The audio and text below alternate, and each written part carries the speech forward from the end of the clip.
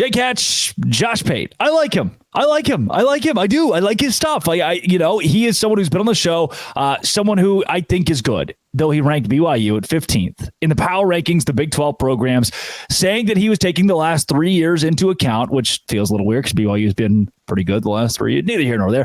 He has BYU behind Arizona State. He has them just ahead of Cincinnati, who's at 16. He has Baylor at 14 right there. And it just doesn't make a lot of sense to me that BYU would be so far below Arizona State or Houston.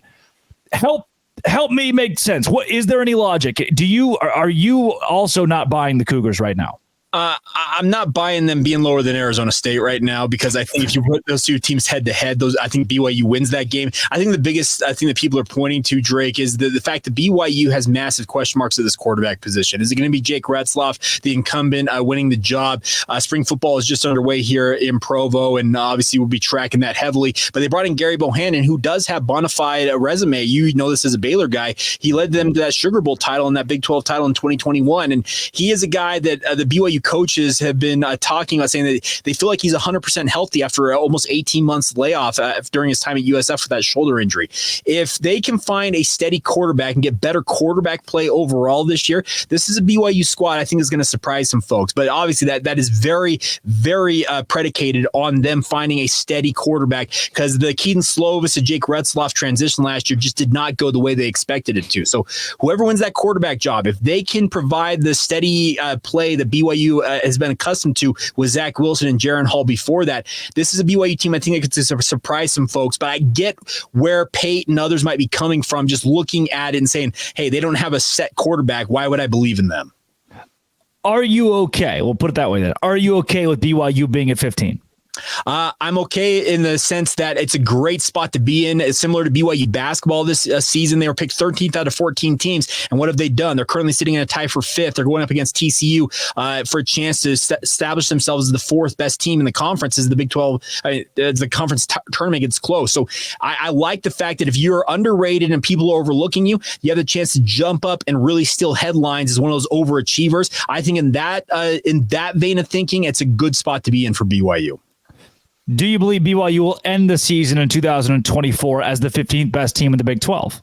I do not. I think the BYU could find themselves kind of mid-tier. I think they understand what they're up against. They had a 5-2 record and then lost 5 straight to end last season. And it has not sat well with anybody inside that football program, and all the conversations I had with people, coaches and players and administrators. They know that they were so close, especially against the Oklahoma and Oklahoma State programs, those final 2 games, to getting to bowl eligibility. They did not like sitting home in December. They want to get back to the postseason. I'm not saying that BYU has any illusions of being a contender this year in the Big 12, but I think that BYU has got full intentions of winning at least 6 games and hopefully kind of being mid-tier in this conference in year 2.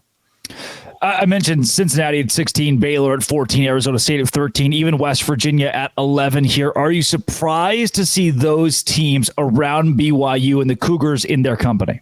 I'm not, because BYU, I think one of the biggest lessons, I'll point to West Virginia, for example, last year. BYU went to Morgantown, and there was a lot of us out here in Utah thinking, okay, West Virginia has been a pretty good team, but BYU needs to show what they're capable of. And BYU figuratively did not get off the bus in that game. Garrett Green and the West Virginia Mountaineers ran over BYU. I think the lesson that BYU learned in that game in particular was that you have to show up every single week in this conference. There's no layups in this conference. You're going to have to show up every week, because BYU is an independent. They'd play a big game, then have a week or 2 where they played some lesser opponents where they could essentially coast and then kind of ramp back up against another big opponent 2 or 3 weeks down the line. That's not the case at the Power 4 level here for BYU. So I think they learned a very, very good lesson last year about knowing, hey, this is a weekly thing. You've got to be on your game. And I think that the Cougars will benefit from that, because I think they're going into spring practice here and on into their preparation for the upcoming season, knowing that they have got to bring it for 12 weeks straight. And if they take a game off, they will get boat race like they did against West Virginia. So yes,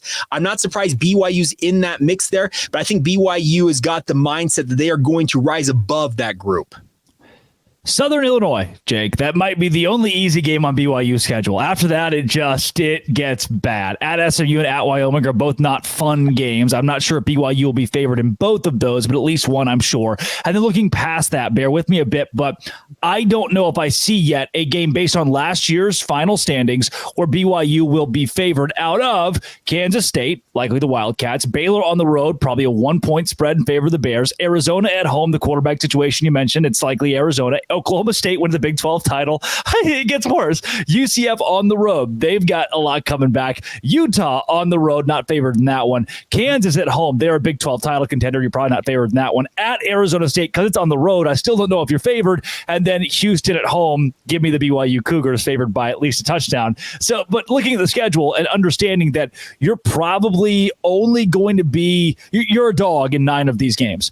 Are you confident in that? How do you see this schedule and pull out 6 wins?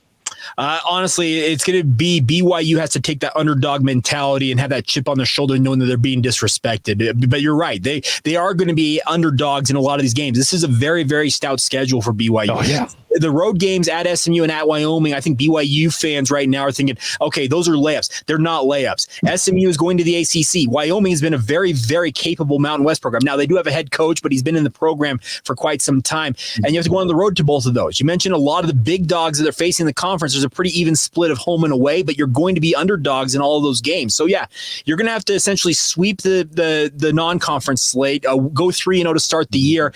You probably get the Houston game at the end of the year, I would imagine. And so that's 4 games, and then can you find 2 more in that mix? And I believe that BYU, if they have that chip on their shoulder and keep that mentality of keeping it locked in every single game, I think they have enough capability of picking off a win here and there. And if you get to 6-6, considering the strength of schedule it looks like right now for BYU, getting back to the postseason, I think is an accomplishment for this team.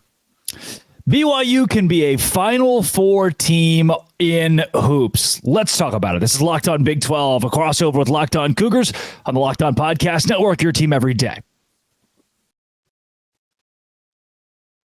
Today's show is brought to you by FanDuel. FanDuel is where I go to make money. It's like, oh, well, Cleveland State's playing tonight against Northern Kentucky. I can go bet on Cleveland State and win money, and I can do it on FanDuel, America's #1 sports book. Right now, new customers get $150 in bonus bets with any winning $5 bet. That's $150 if your bet wins. Bet on all your favorite NBA players or teams as well with quick bets, live same-game parlays, exclusive props, and more. The Utah Jazz are playing. You can go bet on Keontae George to do the thing of basketball and win money.